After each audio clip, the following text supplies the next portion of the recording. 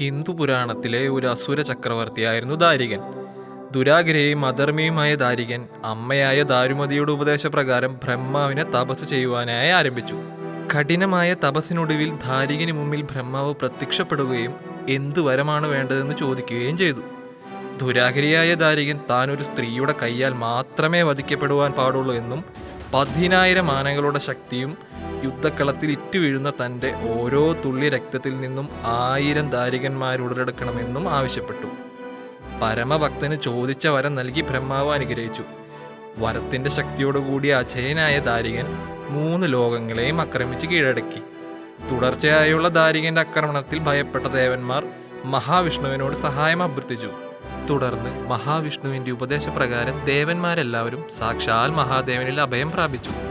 ദാരികന്റെ ആക്രമണങ്ങളിൽ കുപിതനായ മഹാദേവൻ തന്റെ തൃക്കണ്ണിൽ നിന്നും ആദിപരാശക്തിയായ കാളിക്ക് അവതാരം നൽകി. പിന്നീട് നടന്ന യുദ്ധത്തിൽ കാളിയുടെ വാഹനമായ വേതാളം ദാരികന്റെ ഓരോ തുള്ളി രക്തവും ഭൂമിയിൽ സ്പർശിക്കാതെ പാനം ചെയ്യുവാനായി ആരംഭിച്ചു. ഒടുവിൽ കാളി ശിരസറുത്ത് ദാരികനെ വധിച്ചു എന്നേക്കുമായ ആ അസുരനെ 3 ലോകത്തു നിന്നും ഇല്ലാതാക്കി.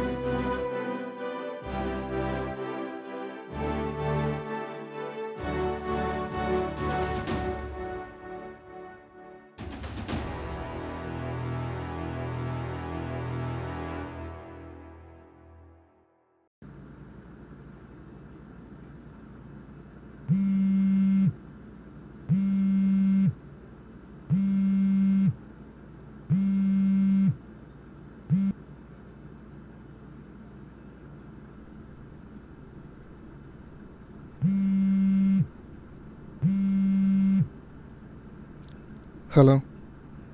എടാ ജിത്തു, നീ ഇത് എവിടെയാണ്? നിന്നെ കാണാനില്ലല്ലോ, വിളിച്ചിട്ട് കിട്ടണല്ലോ. എടാ ഞാൻ വീട്ടിലുണ്ട്. എന്താ നിന്റെ സൗണ്ടൊക്കെ വരാണ്ടിരിക്കണേ? എന്തെങ്കിലും പ്രശ്നമുണ്ടോ? ഹേയ്, എനിക്ക് പ്രശ്നമൊന്നുമില്ലടാ.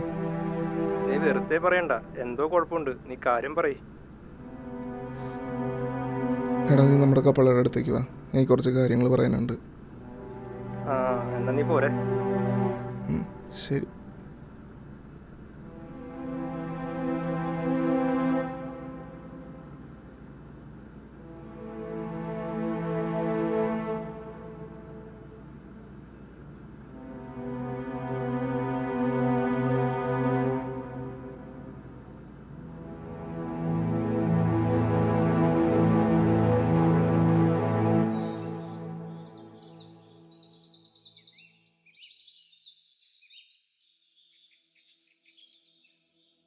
ഡാ ഇനിയെങ്കിലും പറ, എന്താ നിന്റെ പ്രശ്നം?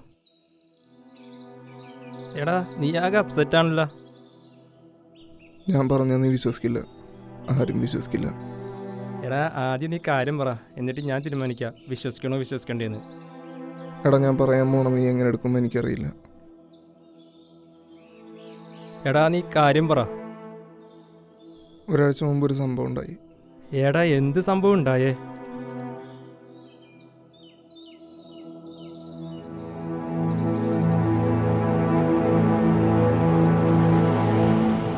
കഴിഞ്ഞ തിങ്കളാഴ്ച ഞാൻ ആദർശിനെ കണ്ടിട്ടുണ്ട്.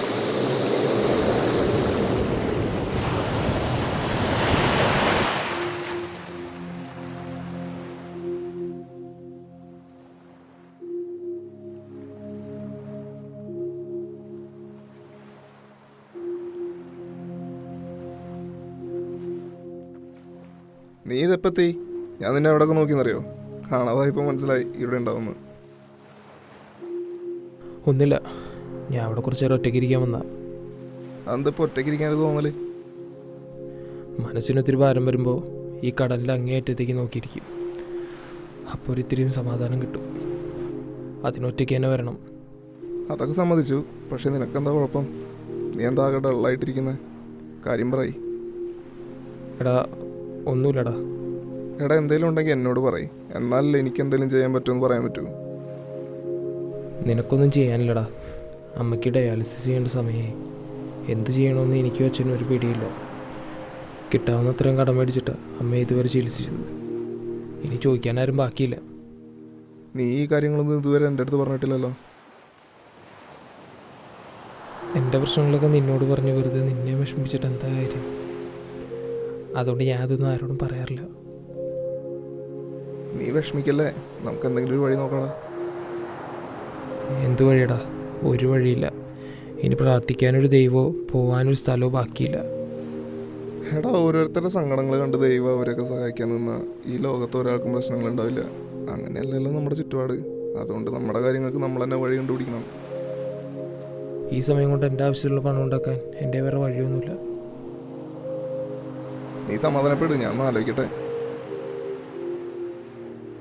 നീ ഒരു ആലോചിച്ച് സമയം കളയണ്ട. ഒരു വഴിയില്ല. എന്തായാലും നീ പറഞ്ഞ ഒരു കാര്യം ശരിയാ. നമ്മുടെ കാര്യങ്ങൾക്ക് നമ്മൾ തന്നെ വഴി കണ്ടുപിടിക്കണം. അതുകൊണ്ട് എൻ്റെ കയ്യിൽ ഇപ്പോൾ ഒരു വഴിയേ ഉള്ളൂ. എന്ത് വഴി? മോഷണം. നീ എന്തൊക്കെയാടാ പറയണേ? വെറുതെ ആവശ്യമില്ലാണ്ട് ഓരോന്ന്. ഞാൻ വെറുതെ പറഞ്ഞല്ല. നിൻ്റെ കയ്യിൽ എന്നെ സഹായിക്കാനൊന്നുമില്ലെന്ന് എനിക്കറിയാം. ഇനി ചോദിക്കാനും വേറെ ആരും ബാക്കിയില്ല. അപ്പോൾ എനിക്ക് വേറെ വഴിയില്ല. എടാ, മോഷണമാണ്. പിടിച്ചാൽ എന്താ സംഭവിക്കാമെന്ന് നിനക്കറിയാലോ. അതൊക്കെ എനിക്കറിയാം. പക്ഷേ എൻ്റെ മനസ്സിലിപ്പോൾ എൻ്റെ അമ്മ മാത്രമേ ഉള്ളൂ.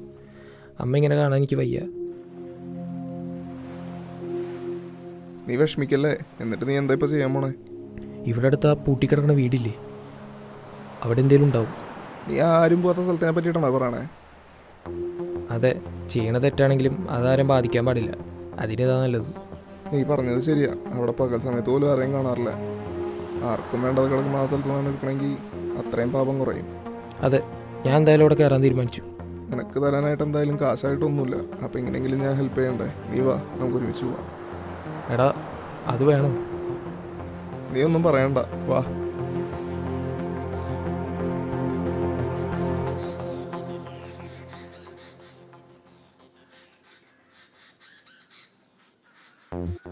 എടാ, ഞാൻ വീണ്ടും പറയാണ്, നീ എൻ്റെ കൂടെ വരണമെന്നില്ല. എന്തായാലും ഞാൻ നിന്നെ ഒറ്റയ്ക്ക് വിടില്ല. ഒരുമിച്ച് തന്നെ പോയാൽ മതി.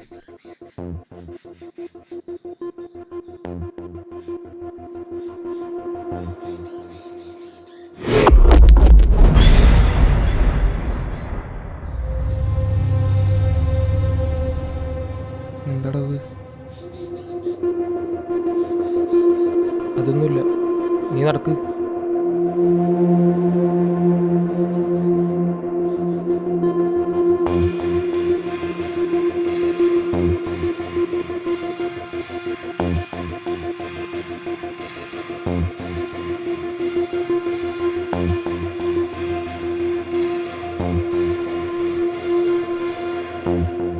എടാ, ഇത് കണ്ടിട്ട് പൂട്ടിക്കിടന്ന വീടായിട്ടൊന്നും തോന്നണില്ലല്ലോ. ചിലപ്പോൾ ഇവിടെ ആരെങ്കിലും ഒന്ന് വൃത്തിയാക്കിയിട്ടുണ്ടാവും. എന്തായാലും ഇവിടെ ആൾതാമസമില്ല.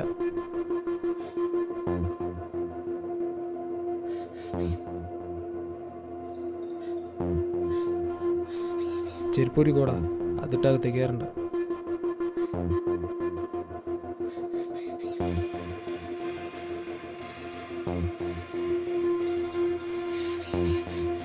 പൂട്ടിയിട്ടില്ലെന്നാണോ തോന്നണേ?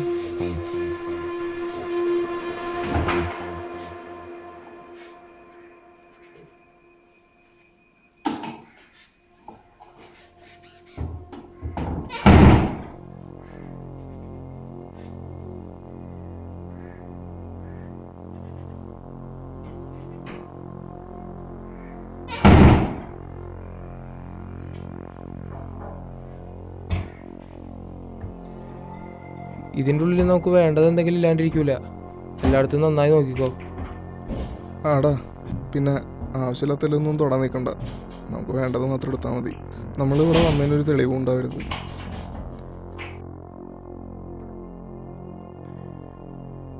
എടാ ചിത്തു, നീ ശ്രദ്ധിച്ചാ? പുറത്തെ പോലെ തന്നെ അകത്ത് നല്ല വൃത്തിയായിട്ട് കിടക്കണേ. കുറേ നാളായിട്ട് ഇവിടെ ആരും താമസമില്ലെങ്കിൽ ഇതെങ്ങനെ നടക്കും? നീ വെറുതെ ആവശ്യമില്ലാത്തൊന്നും ആലോചിക്കണ്ട. നമുക്ക് എടുക്കാനുള്ള വേഗം എടുത്തിട്ട് പോവാം.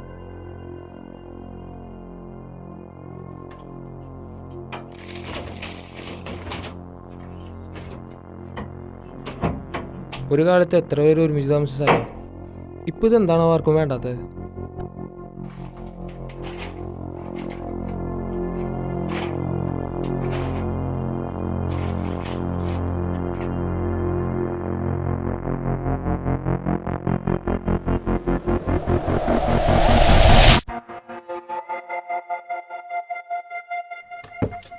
ഏട്ടാ, നീ അത് കേട്ടാ?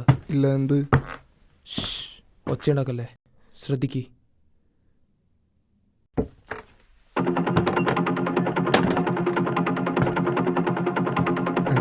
വേറെ നടക്കുന്ന ശബ്ദം. നമ്മളല്ലാണ്ട് വേറെ ആരും ഇതിൻ്റെ അകത്തുണ്ട്. പതിയെ ശബ്ദം ഉണ്ടാക്കല്ലേ.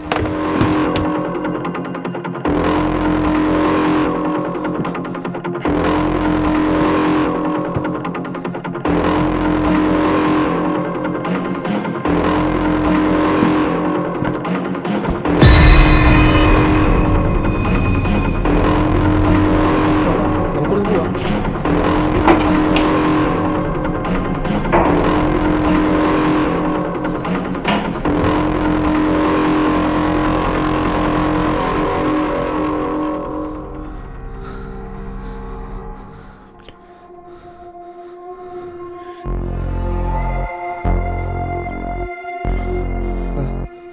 ഇവിടെ ആരും നിന്നിട്ട് ആരോടെ പറഞ്ഞേ?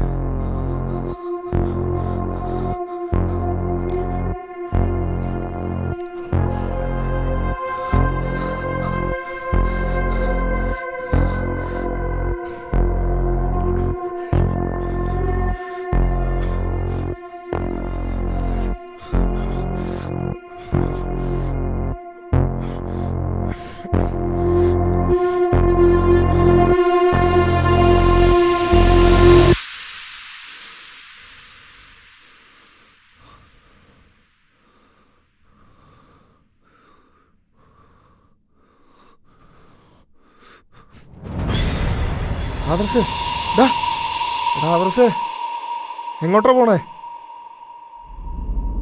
ആദർശേ, ഡാ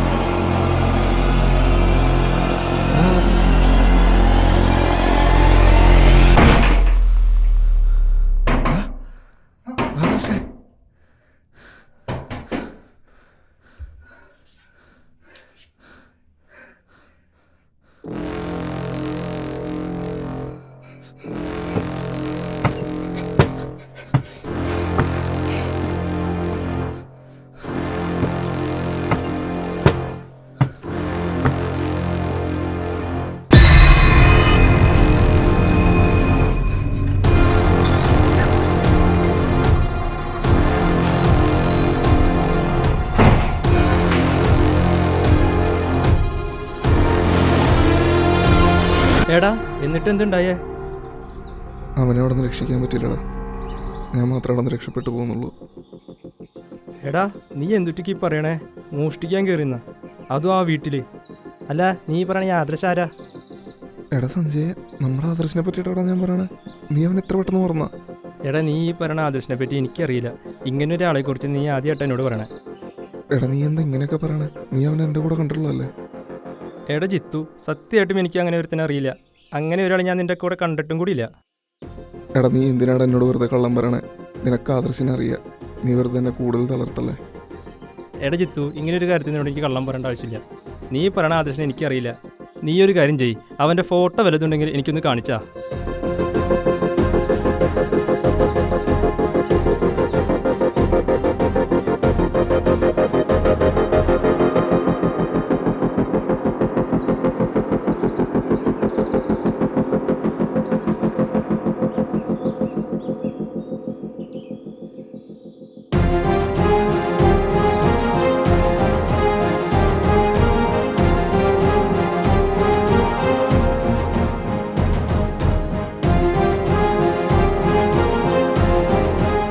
ഇപ്പം മനസ്സിലായില്ലേ?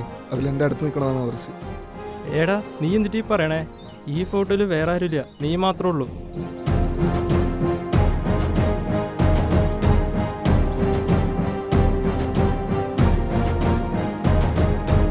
എടാ സഞ്ജയ്, വിശ്വസിക്കടാ, അവനുണ്ടായിരുന്നതിൽ ഇത്രയും നേരം ഉണ്ടായിരുന്നു. എടാ ജിത്തു, ഇപ്പോൾ നീ കാണിച്ചെന്ന ഫോട്ടോയിൽ നീ മാത്രമേ ഉള്ളൂ. നീ ഓരോന്നും ആവശ്യമില്ലാണ്ട് ആലോചിച്ച് കൂട്ടണ്ട. എടാ ദൈവത്തോർത്ത് തന്നെ വിശ്വസിക്കടാ, ഞാൻ പറഞ്ഞെല്ലാം സത്യ. നീ മുമ്പ് എപ്പോഴെങ്കിലും എന്നെ ഇങ്ങനെ കണ്ടിട്ടുണ്ടോ? എടാ ജിത്തു, നീ ആകെ അപ്സെറ്റാണ്. വെറുതെ ആവശ്യമില്ലാണ്ടാ വീട്ടിൽ പോയിട്ട്.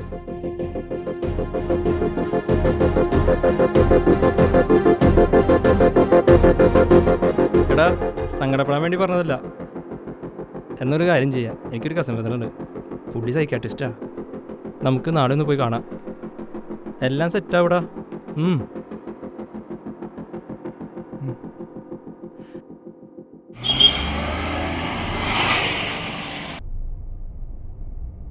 എന്തായാലും നീ പറയാനായിട്ട് അവന് നല്ല പേടി കിട്ടിയിട്ടുണ്ട്. അതാണ് അവനത് ആരുടെ പറയാണ്ടിരുന്നത്. പിന്നെ എന്തായാലും മോഷണ ശ്രമമല്ലേ? ചേട്ടൻ എനിക്ക് അവനെ നന്നായിട്ട് അറിയാവുന്നതാണ്. അവൻ ഇങ്ങനെയൊന്നും അറിഞ്ഞില്ല. പിന്നെ അവൻ ഈ പറയണ ആദർശി എനിക്ക് ആരാണെന്നും കൂടി അറിയില്ല. ഞാൻ അവനെക്കുറിച്ച് ആദ്യമായിട്ട് കേൾക്കണത് തന്നെ. ഇതിപ്പോൾ ഇങ്ങനെ ആയതുകൊണ്ടാണ്. അല്ലാന്നുണ്ടെങ്കിൽ നമുക്ക് പോലീസിൻ്റെ ഹെൽപ്പോടെ അവിടെ എന്തെങ്കിലുമൊക്കെ ഒന്ന് സെർച്ച് ചെയ്ത് നോക്കാമായിരുന്നു. ചേട്ടാ ഞാൻ പറഞ്ഞില്ലേ, ഈ പറഞ്ഞ ആദർശനൊന്നും എനിക്കറിയില്ല. പിന്നെ അവൻ കാണിച്ചെന്ന ഫോട്ടോയിൽ ഞാൻ ആരെയും കണ്ടില്ല. പിന്നെ അവൻ തർപ്പിച്ച് പറയുന്നത് അവൻ മോഷ്ടിക്കാൻ കയറുന്നതാണ്. പിന്നെ ഇതിലതുകൊണ്ട് തന്നെ നമുക്ക് പോലീസിൻ്റെ സഹായം തേടാൻ സാധിക്കില്ല.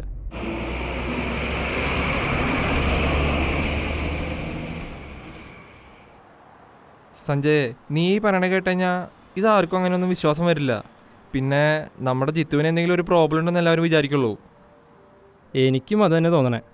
പക്ഷേ അവൻ്റെ ആ സമയത്തുള്ള എക്സ്പ്രഷനൊക്കെ കണ്ടപ്പോൾ ഞാൻ ശരിക്കും പേടിച്ചുപോയി.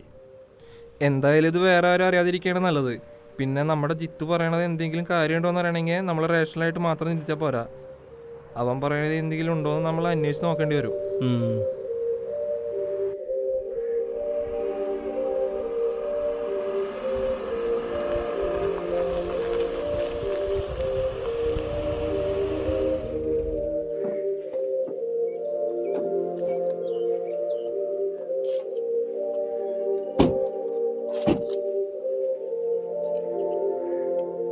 ജിത്തു, ഇതാണ് ഞാൻ അന്ന് പറഞ്ഞ ചേട്ടൻ. ഹായ് ജിത്തു. എന്താണ് ജിത്തു, താനാകെ ഭയങ്കര ഡെസ്പാണെന്നാണോ സഞ്ജയൻ്റെ അടുത്ത് പറഞ്ഞത്?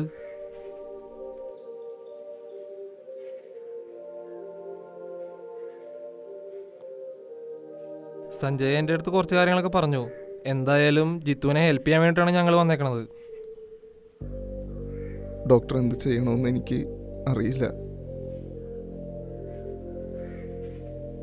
ജിത്തു, ടെൻഷൻ അടിക്കല്ലേ. വാ, നമുക്കൊന്ന് നടന്നിട്ട് വരാം.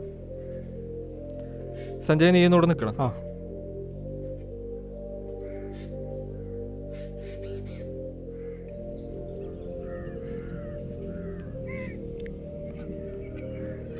ഹലോ, ഞാനവിടെ ഇല്ല. ഞാൻ അങ്ങോട്ട് വിളിക്കാം.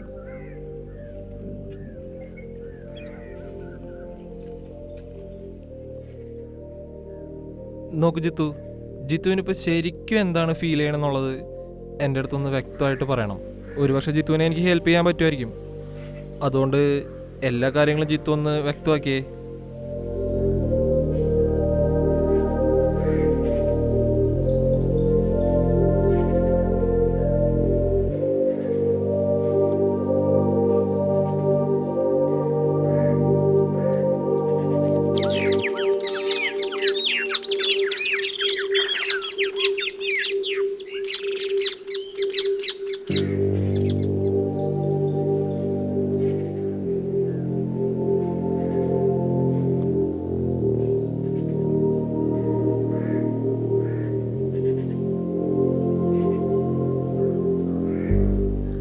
ഓക്കെ ജിത്തു പറഞ്ഞത് ഞാൻ വിശ്വസിക്കാം. വേറെ ആരും വിശ്വസിച്ചില്ലെങ്കിലും ഞാൻ വിശ്വസിക്കാം. പക്ഷേ എൻ്റെ 1-2 ചോദ്യങ്ങൾക്ക് ജിത്തു കൃത്യമായിട്ടുള്ള ഉത്തരം തരണം. ശരി. ഓക്കെ. ജിത്തു പറയുന്ന ഈ ആദർശിനെ ജിത്തുവിനെ എത്ര കാലമായിട്ട് അറിയാം? അത് കുറച്ച് കാലമായിട്ട് അറിയാം ഡോക്ടർ. കൃത്യമായിട്ട് ഓർമ്മയില്ല. ശരി. ഈ ആദർശിൻ്റെ ഫാമിലിയെ പറ്റി അവൻ എന്തെങ്കിലും പറഞ്ഞിട്ടുണ്ടോ? അവൻ്റെ പാരൻസിനെ ജിത്ത് നേരിട്ട് കണ്ടിട്ടുണ്ടോ? അവനവൻ്റെ അമ്മേനെ പറ്റി മാത്രമേ എൻ്റെ അടുത്ത് പറഞ്ഞിട്ടുള്ളൂ ഡോക്ടർ. കൂടുതലൊന്നും എനിക്കറിയില്ല. ശരി. ജിത്തുവിൻ്റെ മനസ്സപ്പോൾ ഇപ്പം എന്താ പറയുന്നത് ശരിക്കും? അതായത് എന്ത് ചെയ്താലാണ് ജിത്തുവിൻ്റെ ഇപ്പോഴത്തെ ഒരു അവസ്ഥ, ഈ ഒരു സിറ്റുവേഷൻ മാറാ? ഞാനവിടെ നിൽക്കേണ്ടതായിരുന്നു, ഞാനവനെ രക്ഷിക്കേണ്ടതായിരുന്നു. എനിക്കതിന് പറ്റിയില്ല ഡോക്ടർ. അപ്പോൾ എന്ത് ചെയ്യണമെന്നാണ് ജിത്തു പറയണത്?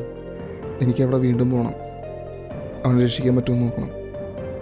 അല്ലാതെ എനിക്കൊരു സമാധാനമില്ല ഡോക്ടർ. ഓക്കെ, നമുക്ക് എന്താണെന്ന് വെച്ചാൽ ചെയ്യാം. എന്തായാലും ജിത്തു എൻ്റെ ക്ലിനിക്കിലേക്കൊന്ന് വരണം. തൻ്റെ എല്ലാ പ്രശ്നങ്ങൾക്കും പരിഹാരം ഉണ്ടോ?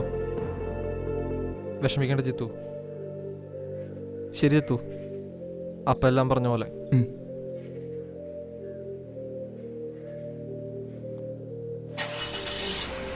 അപ്പം ശരിടാ, ഞാനെന്നാൽ വൈകിട്ട് വരാം.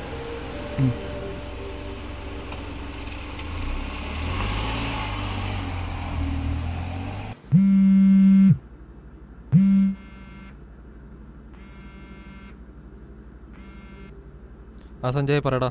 ചേട്ടാ, ജിത്തു എന്നെ വിളിച്ചിട്ടുണ്ടായിരുന്നു. ആ, എന്നിട്ട്? അവൻ അവിടെ പോകണം തന്നെ പറഞ്ഞേ. അതെനിക്ക് അവനോട് സംസാരിച്ചപ്പോഴേ അറിയായിരുന്നു അവൻ എന്തായാലും അങ്ങനെ പറയുമെന്ന്. എന്താ ചെയ്യണ്ടേ? നിനക്ക് ഉറപ്പാണോ അവിടെ വേറെ ആരും ഇല്ലയെന്നുള്ളത്? എനിക്കതത്ര ഉറപ്പില്ല ചേട്ടാ.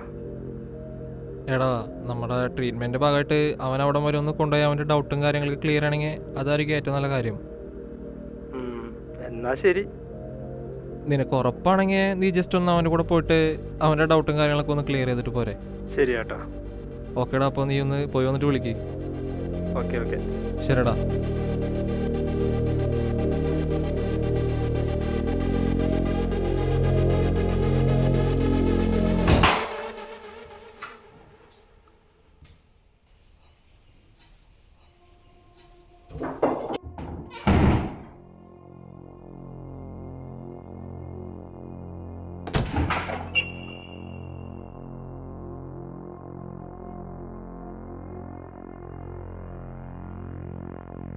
ഇവിടെയാടാ ഞാനും അവനും അവസാനമായിട്ട് നിന്നേ. അന്ന് ഞങ്ങൾ വന്നപ്പോൾ ആരോ നടക്കുന്ന ശബ്ദം കേട്ട് ഞങ്ങൾ വല്ലാണ്ട് പേടിച്ച്. ഇവിടെയാണ് ഞങ്ങൾ അവസാനമായിട്ട് നിന്നത്. പെട്ടെന്ന് എന്തോ അവനോടി മോളിൽ കയറി.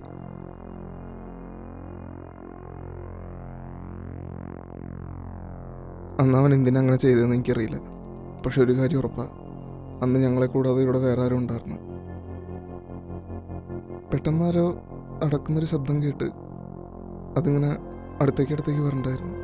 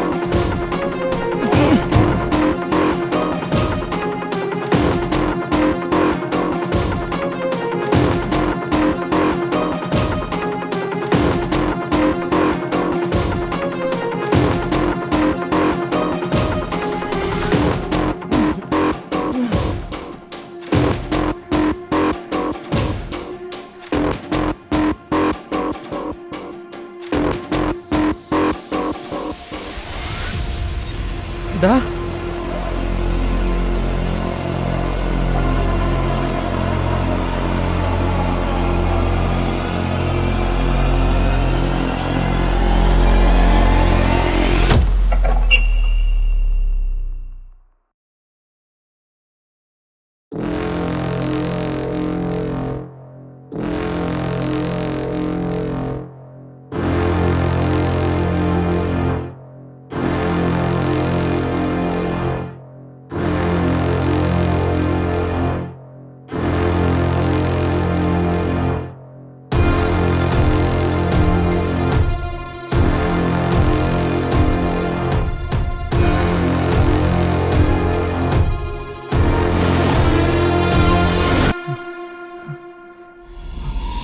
ആദർശ്, ആര്? എടാ ഇവനാടാ ആദർശ്. ആ. ആദർശ്, ഡാ എടാ എനിക്ക് നിന്റെ കൂടെ നിൽക്കാൻ പറ്റിയില്ല. നിനക്ക് എന്താടാ പറ്റിയേ? എങ്ങനെയാടാ നീ ഇത്രയും ദിവസം ഇവിടെ? എനിക്ക് പേടിയാവണ്ടാ. ജിത്തു, നീ പേടിക്കും.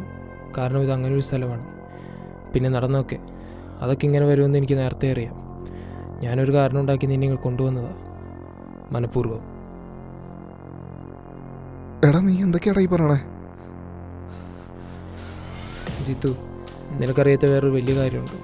നമ്മൾ രണ്ടും പരിചയപ്പെടുന്നതിന് എത്രയും നാളുകൾക്ക് മുമ്പ് ഞാൻ മരിച്ചതാ, അതും ഇവിടെ വെച്ച്. എടാ എനിക്കൊന്നും മനസ്സിലാവണില്ല. പിന്നെ നിനക്കറിയാത്ത വേറൊരു സത്യം ഞാൻ പറയാം. കൃത്യമായി പറയുകയാണെങ്കിൽ നമ്മൾ പരിചയപ്പെടുന്നതിന് ഒരുപാട് നാളുകൾക്ക് മുമ്പ് ഞാൻ മരിച്ച ദിവസം ഞാനും ഈ സഞ്ജി ഒരുമിച്ചാണ് ഈ വീട്ടിലേക്ക് വന്നത്.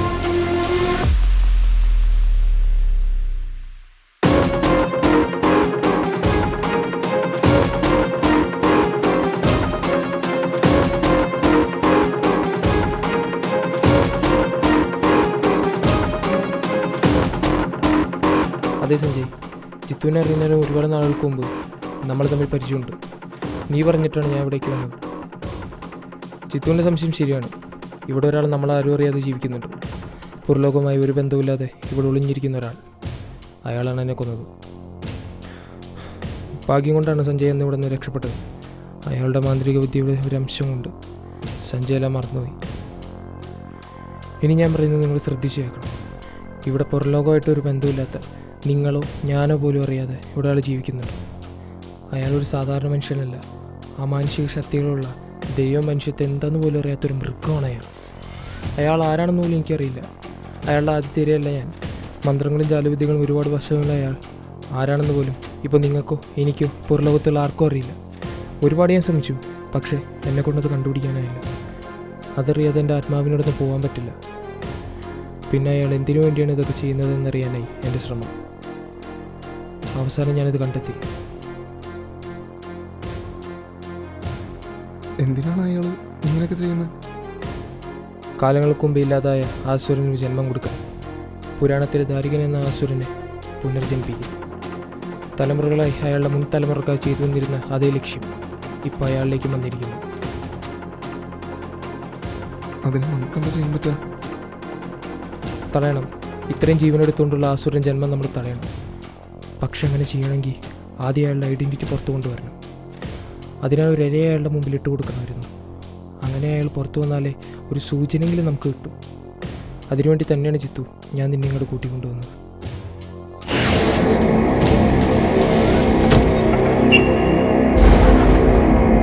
ഒരു നിമിഷം കൂടി നിങ്ങളിവിടെ നിൽക്കരുത്. നിങ്ങളിവിടെ നിന്ന് എത്രയും പെട്ടെന്ന് പോകണം.